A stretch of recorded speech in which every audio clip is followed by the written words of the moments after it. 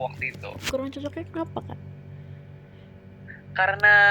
Karena beberapa dari sifat saya ya yang bertolak belakang dengan kegiatan yang mengharuskan dihadiri oleh beberapa masyarakat banyak kan. Saya ini lebih ke arah orang yang mungkin bisa dibilang menghindari keramaian waktu Oke. itu, tapi sekarang sudah berbeda.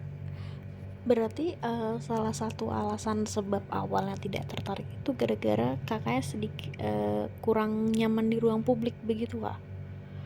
Iya, kurang nyaman di ruang publik dan waktu itu juga karena kebetulan sempat dapat beberapa bocoran info juga kalau ada beberapa saingan-saingan yang besar nih atau berat nih yang akan ikut berpartisipasi nantinya. Terus ternyata Kak Gihon dinobatkan sebagai terbaik 3. Ada ekspektasi nggak, Kak, dengan latar belakang Kak Gihon yang Ah, awalnya ogah-ogahan gitu? jadi jujur sebenarnya tidak ekspektasi sama sekali ya. Bahkan saya tidak bahkan saya tidak menyangka bisa masuk 3 besar waktu itu karena awalnya waktu itu kami kan saat itu kan ada masa karantina, 4 hari karantina, dan itu dilakukan penilaian oleh dewan juri yang dimana dewan jurinya itu dari Balai Bahasa dan juga beberapa anak-anak dari Ikadubas panitianya. Singkat cerita kami di karantina di salah satu hotel di Kota Palangkaraya. Lalu kemudian kami itu menjalankan beberapa tes atau kegiatan seperti pembekalan dari beberapa narasumber. Nah, jadi poin keaktifan itu sangat mempengaruhi dalam penilaian kami.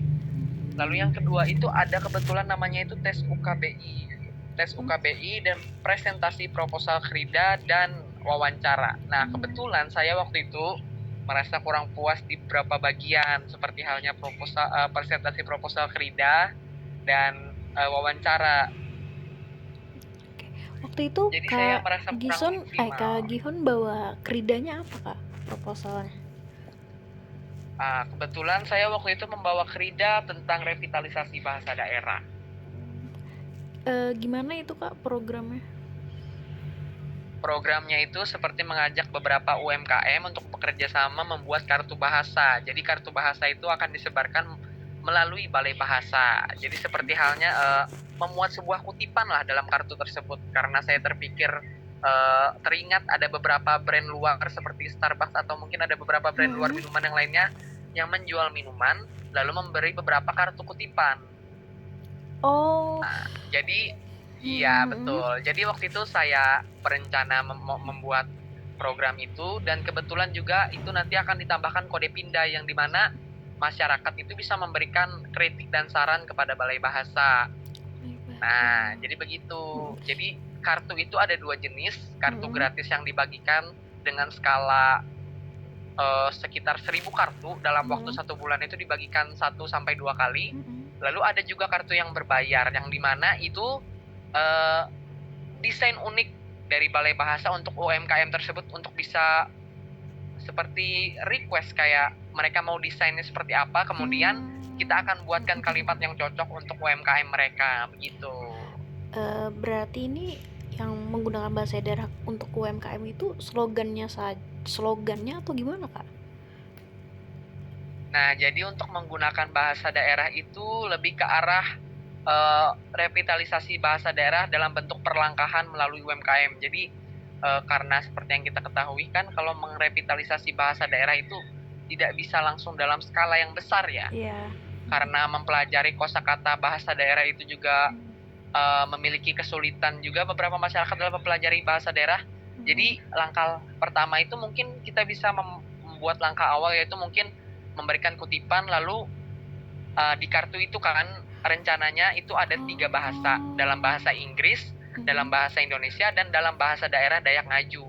Jadi kartu itu bisa berfungsi bukan hanya di UMKM tapi juga di tempat wisata yang dimana bisa menarik turis nih, jadi bisa tahu bahasa daerah yang ada di Kalimantan Tengah itu apa aja sih. Misalkan bahasa itu kita cantumkan saat mereka membeli tiket, lalu kita bonusnya itu kita berikan kartu UMKM tersebut. Jadi begitu. Oh, gitu. Kridanya sudah pernah berjalan, Kak? Nah, kebetulan dalam proses pembuatan krida itu sendiri, saat itu bukan pernah berjalan, tapi karena saya memiliki pengalaman juga kan, Mm-mm. memiliki latar belakang. Jadi dalam pembuatan Krida itu kami dibebaskan untuk berpikir sekreatif mungkin dalam bidang kami. Nah, kebetulan saya waktu itu dengan latar belakang karena pernah bekerja sebagai barista juga kan. Mm-mm. Jadi karena melihat target pasar dengan masyarakat dan para remaja yang sangat tertarik untuk membeli minuman di beberapa kedai kopi. Jadi saya waktu itu merekomendasikan ide UMKM tersebut.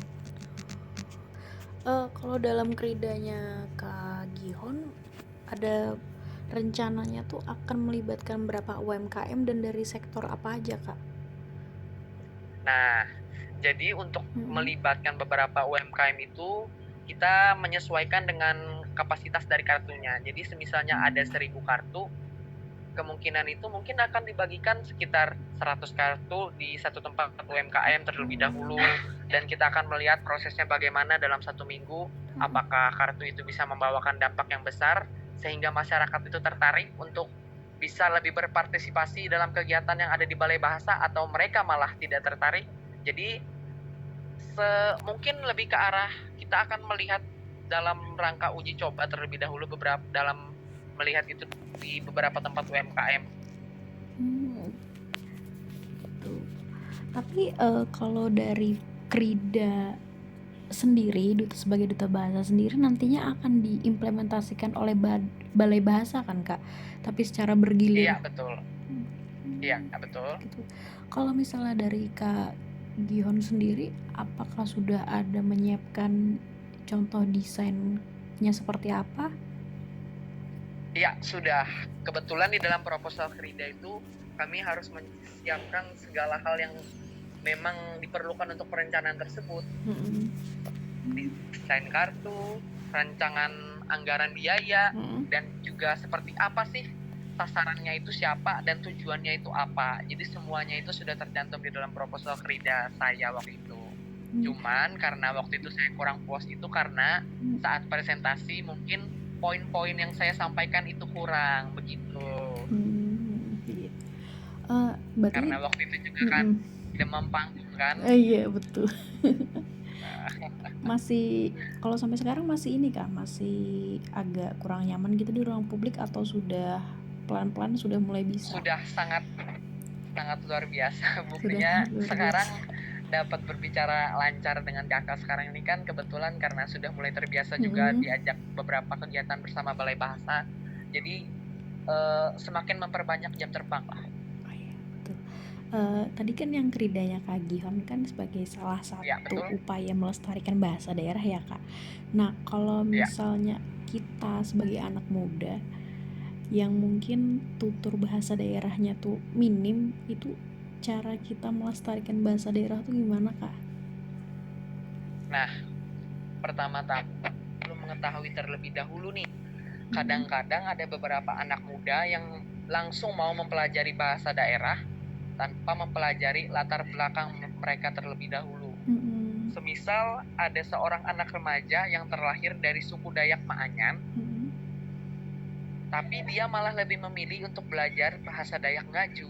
Nah, jadi kan seperti yang kita ketahui, gen atau warisan dari orang tua itu tidak mungkin hilang kan.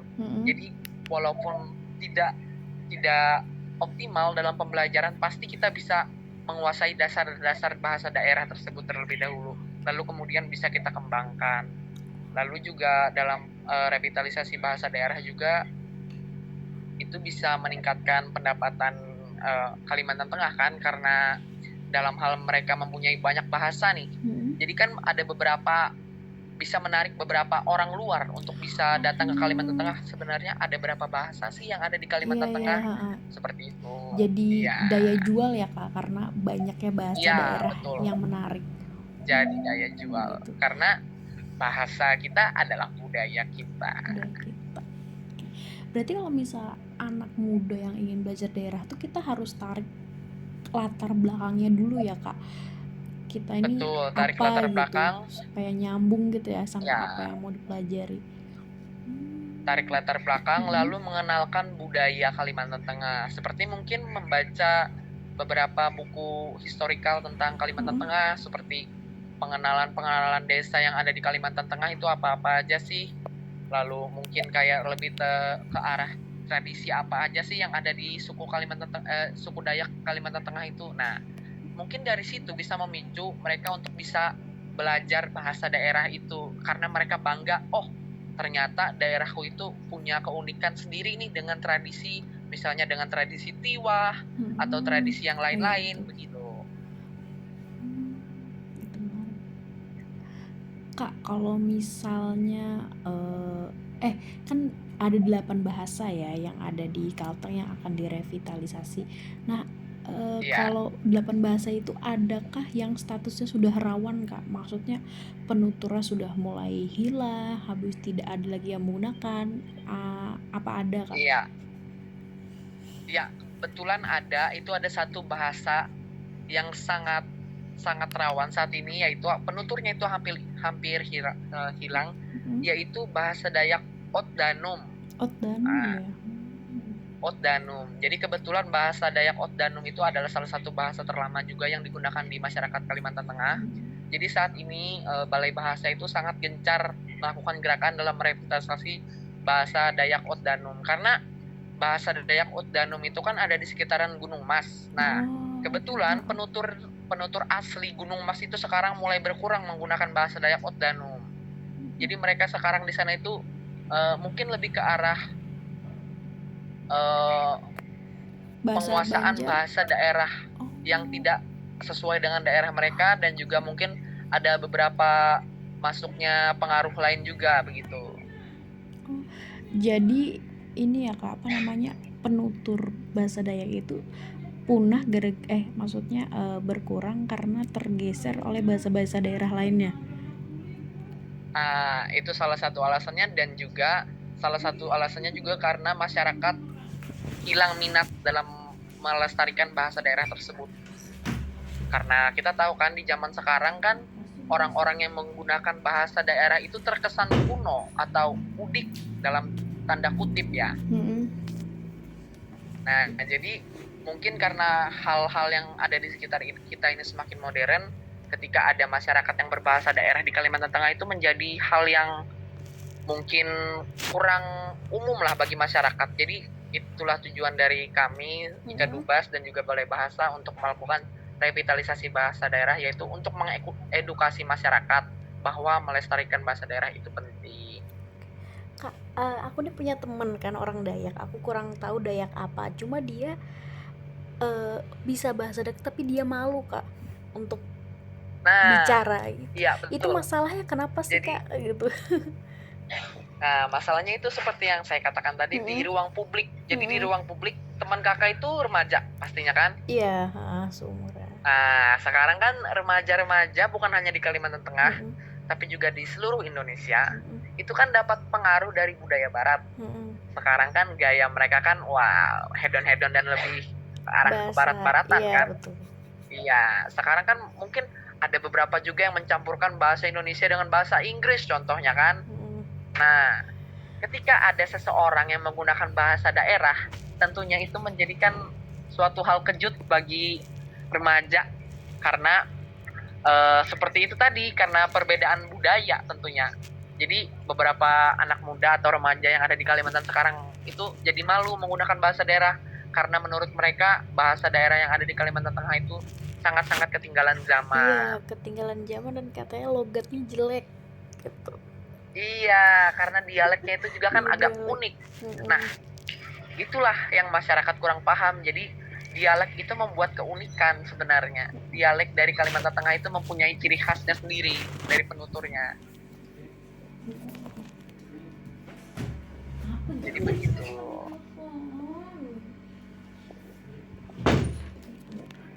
Kak, kalau misalnya terkait fenomena di Kalteng ini lebih banyak yang berbahasa Banjar itu gimana kakak melihatnya?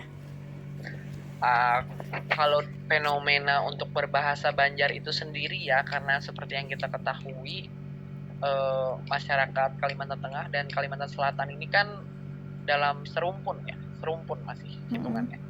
Serumpun itu dalam artian mereka ini, nah tapi fun fact-nya perlu diketahui juga nih, bahasa Dayak yang paling lama itu ada di daerah Kalimantan Selatan. Oh.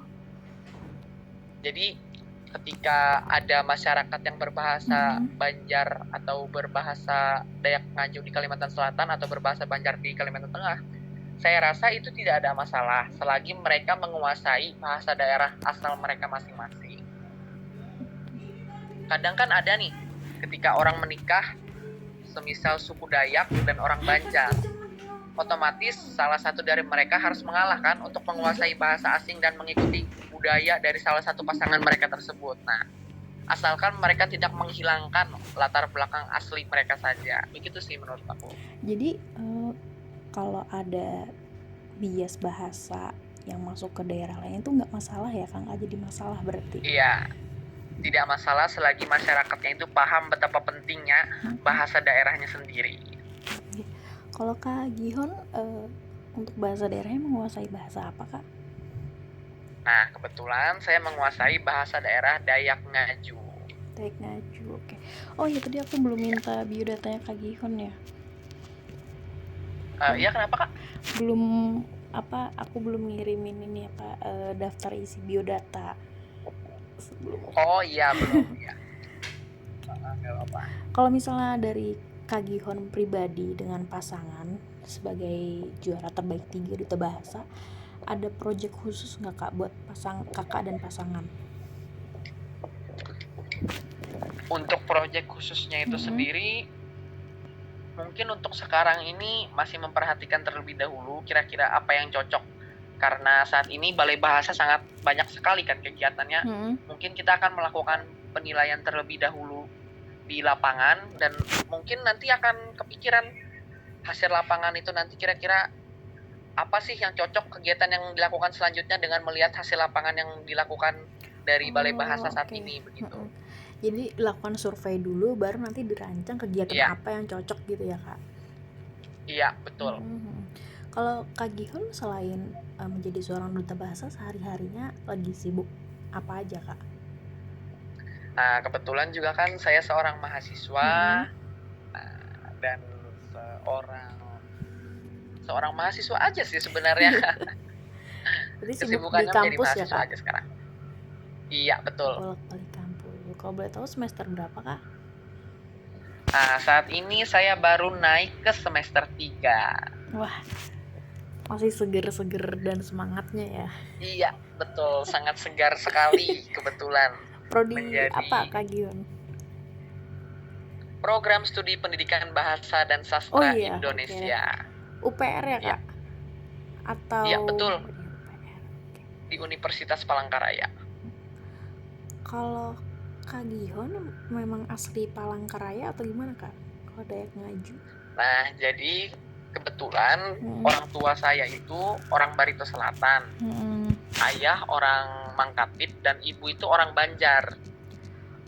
Mangkatip itu di daerah Barito Selatan. Nah, jadi saat itu mereka menikah, kemudian saya dilahirkan di Barito, kemudian saya tumbuh dan besar itu di kota Palangkaraya. Oh, jadi memang di rumah itu campur ya Kak bahasanya antara bahasa Dayak dan Banjar. Kalau aktifnya sehari-hari di rumah pakai bahasa apa? Kalau yang aktifnya itu sehari-hari sebenarnya fleksibel sih dalam penguasaannya itu, terlebih nyamannya kami menggunakan yang mana. Seperti kakak-kakak saya kan, ada kakak saya yang laki-laki itu nyamannya menggunakan bahasa Dayak Ngaju. Nah, kebetulan ada beberapa kakak-kakak saya itu yang nyaman menggunakan bahasa Banjar begitu. Oh ya Kak, terakhir. Tapi beberapa kakak-kakak saya yang perempuan juga pernah menggunakan bahasa Dayak Ngaju. Ya, jadi silakan. Senyamannya aja gitu ya Kak. Tapi ya, betul. Ini Kak, sorry tadi kepotong. Terakhir Kak, kita nih kenapa sih Kak harus melestarikan bahasa daerah? Padahal kan yang sekarang justru dicari apalagi buat karir kan justru bahasa asing ya Kak gitu. Ya. Nah, jadi begini nih, Indonesia itu sendiri kan mempunyai beragam budaya. Beragam budaya itu otomatis mereka mempunyai ragam bahasa. Nah, saat ini kan ada 718 bahasa daerah yang ada di Indonesia. tentunya itu menjadi suatu nilai jual bagi masyarakat Indonesia karena memiliki keunggulan nih dengan ragam budaya tersebut. Kan banyak nih turis-turis yang tertarik dengan budaya kita karena kita memiliki budaya yang bervariasi. Mulai dari suku adat yang beragam, bahasa yang beragam, dan juga bahkan dari latar belakang yang sangat unik dari masing-masing. Nah, jadi kita perlu melestarikan bahasa daerah itu karena seperti yang kami pelajari, bahasa itu adalah budaya kita. Jadi ketika kita menjaga bahasa atau melestarikan bahasa kita, otomatis kita juga melestarikan budaya kita. Jadi semakin kita melestarikan budaya kita, semakin menjadi hal yang bagus bagi Indonesia untuk bisa maju ke depannya agar bisa bersaing begitu. Jadi dalam pelestarian bahasa daerah itu peran dari masyarakat itu sangat penting dalam merevitalisasi bahasa daerah. Nah, contohnya tadi kan seperti yang kakak katakan, bahasa asing itu lebih diperlukan daripada bahasa daerah di zaman sekarang. Nah, jadi sebenarnya itulah cara menunjukkan bahwa Indonesia ini memiliki keunikan dengan bahasa daerahnya. Kalau semisalnya Inggris dan Amerika menonjolkan bahasa Inggris mereka, Indonesia mampu menunjukkan ragam bahasa daerah yang mereka miliki, sehingga itu bisa membuat kita menjadi sorotan di kancah internasional. Begitu. Berarti sebenarnya dari 718 bahasa daerah ini bisa menjadi potensi nilai jual salah satunya di sektor pariwisata ya Kak untuk Indonesia. Sangat betul sekali. Bahasa dan budayanya ya. Iya, betul. Kalau misalnya jadi ketika kita melestarikan itu kita menjadi paham nih, wah ternyata Indonesia ini sangat-sangat unggul dalam berbagai hal begitu. Nah, kalau misalnya di lingkungan Kak Gihon sendiri itu lebih aktif pakai bahasa apa Kak di lingkungannya? Nah, kebetulan kalau di lingkungan itu saya terkadang menyesuaikan ya, karena ada beberapa teman saya yang datang dari luar Kalimantan, dan ada juga yang memang asli orang Kalimantan. Jadi ketika saya bertemu dengan beberapa teman saya yang memang asli Kalimantan, terkadang itu kami menggunakan bahasa daerah. Tapi juga terkadang saya juga mengajak beberapa teman saya yang datang dari luar Kalimantan itu untuk belajar bahasa daerah yang ada di Kalimantan begitu. Oke. Kalau kadang bisa keceplosan gitu.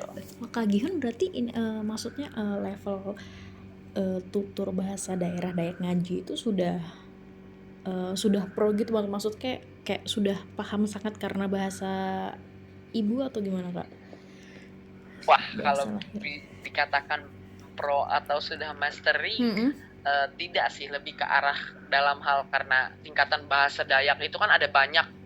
Ada level bahasa Dayak Ngaju yang dimana itu sangat tinggi dan cuman memang beberapa penetua saja yang memang mengerti menggunakan bahasa tersebut. Jadi kalau dari aku sih mungkin aku lebih ke penggunaan umumnya saja. Oh, yang sehari-hari penggunaan ya, yang umum. Iya, betul, yang penggunaan sehari-hari dan yang mendasar lah. Kalau misalnya bahasa Dayak Ngaji itu katakan ada tingkatannya, itu tingkatannya maksudnya seperti tatanan kesopanan bahasanya atau memang bahasa itu digunakan buat para leluhur dahulu Kak? Iya, betul. Untuk para leluhur dahulu itu salah satunya, dan juga ada tingkatan bahasa yang dimana itu memiliki kosakata yang unik dan memerlukan keterbiasaan untuk bisa mengucapkan logat atau dialek dari kata-kata tersebut. Itu terjadi hanya pada bahasa daerah Dayak Ngaju atau beberapa bahasa yang ada di Kalteng juga terjadi sama Kak? Ada beberapa bahasa daerah saja yang ada di Kalimantan Tengah. Seperti yang pertama tadi kan itu kan Dayak Ngaju. Nah, ada juga yang namanya bahasa Dayak Sangiang. Sangiang itu bahasa Dayak Sangiang itu dipakai untuk ritual. Dulu untuk induk keharingan yang ada di Kalimantan Tengah. Jadi itu seperti bahasa mantra suci lah yang digunakan oleh suku Dayak waktu itu. Jadi salah satunya Dayak Sangiti tadi ya Kak? Apa? Iya, betul. Sangiti bukan itu Dayak Sangiang, tapi bahasa Dayak Sangiang. Bahasa Dayak Sangiang. Ya. Itu biasa digunakan dalam ritual-ritual suci berarti Kak? Bahasa itu. Iya, betul. Itu disebutnya sebagai mantra suci. Mantra suci. Bahasanya itu iya. Kalau itu dari daerah mana Kak? atau dia universal karena itu merupakan puji-pujian mantra suci? Jadi itu universal, yang jelas itu berasal dari Kalimantan Tengah, karena sampai sekarang ini track recordnya itu masih kalang kabut dan belum jelas. Tapi yang pastinya itu adalah bahasa yang sangat-sangat ibarat kata bisa disebut sebagai bahasa langka dan salah satu keunikan sendiri yang ada di Kalimantan Tengah. Karena yang bisa menggunakan bahasa itu harus atau memang keturunan Dayak asli yang pertama, lalu memang asli mempunyai seperti keterkaitan dengan leluhur seperti itu. Oke. Kayak keturunannya gitu ya, Kak? Iya, betul. Oke. Banyak itu. Kalau dari Kak Gihon sendiri, apa pernah mengajarkan, maksudnya dalam praktek belajar mengajar bahasa Dayak? Kebetulan saya pernah waktu itu sempat ada bukan mengadakan sih, lebih ke arah dalam memenuhi tugas kuliah saja waktu itu. Ada tugas dari dosen saya kan, karena kebetulan di program studi saya itu ada mata kuliah wajib bahasa Dayak. Nah, jadi kami waktu itu disuruh mewawancarai beberapa orang dan mengajarkan mereka beberapa kosakata bahasa Dayak Ngaju, begitu. Ini Kak, aku penasaran yang terakhir. Sebenarnya pelajaran bahasa daerah di tiap sekolah tuh penting gak sih, Kak, dari tingkatan SD sampai SMA? Sangat penting, betul, itu sangat penting sekali, karena itu untuk tetap melestarikan bahasa daerah itu salah satunya melalui pendidikan dari SD, SMP, SMA itu sangat diperlukan untuk supaya jadi anak-anak bahkan siswa-siswi itu jadi terbiasa sejak dini menggunakan bahasa daerah, karena mengajarkan bahasa daerah sejak dini itu sangatlah penting. Lebih mudah juga ya, Kak, ngajarinnya kayaknya kalau masih betul. dini. Kak Gihon sebagai calon guru ya, Kak, berarti? Iya, betul. Tapi saya tidak berencana menjadi guru sebenarnya. Tapi berarti memang ingin menguasai bahasa Indonesia dan sastranya, Kak? Iya, betul. Karena saya bertujuan untuk menjadi seorang penulis dan jurnalis. Penulis dan jurnalis. Oh ya, sebelumnya Kakak udah pernah menulis sesuatu, Kak? Pernah, kebetulan karena ada beberapa waktu itu juga tugas kuliah kan, jadi disuruh menciptakan satu cerpen dan ada membuat beberapa karya puisi lainnya juga, jadi ada kebetulan. Sudah pernah diterbitkan, Kak? Entah di media online kalau untuk diterbitkan atau itu ikut sebenarnya lomba? Jadi kalau mau menerbitkan itu kami melalui dosen kami mengumpulkannya waktu itu. Nah, kebetulan untuk terbitnya itu kemarin itu untuk mencek keterbitannya itu harus melalui forum yang ada di program studi begitu. Oh iya benar, bertahap jadi ya, Kak, ya? Iya, betul. Berarti Kak Gihon ini bercita-cita menjadi seorang jurnalis dan penulis. Kalau jurnalis idolanya siapa, Kak? Kenapa, Kak? Jurnalis idolanya ada? Nah, salah satu jurnalis idola tentunya Najwa Shihab. Oke. Kenapa tuh? Kenapa Kakak pengen menjadi seorang jurnalis dan mengidolakan Najwa Shihab? Nah, sebenarnya jurnalis itu salah satu langkah awal saya sih.